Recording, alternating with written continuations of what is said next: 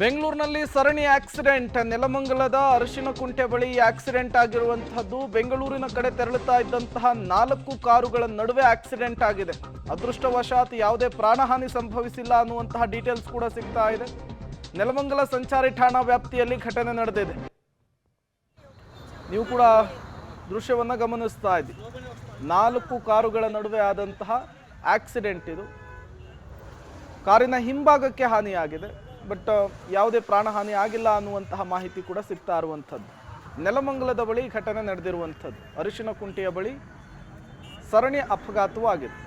ಬೆಂಗಳೂರಿನ ಕಡೆ ತೆರಳುತ್ತಾ ಇದ್ದಂತಹ 4 ಕಾರುಗಳ ನಡುವೆ ಈ ಆಕ್ಸಿಡೆಂಟ್ ಆಗಿರುವಂಥದ್ದು. ಸದ್ಯಕ್ಕೆ ಆಕ್ಸಿಡೆಂಟ್ನ ಪರಿಸ್ಥಿತಿ ಹೇಗಿತ್ತು ಅನ್ನೋದನ್ನು ನೋಡ್ತಾ ಇದ್ದೀರಿ. 4 ಕಾರುಗಳು ಕೂಡ ಹೋಗ್ತಾ ಇದ್ದಂತಹ ಸಂದರ್ಭದಲ್ಲಿ ಆಕ್ಸಿಡೆಂಟ್ ಆಗಿದೆ.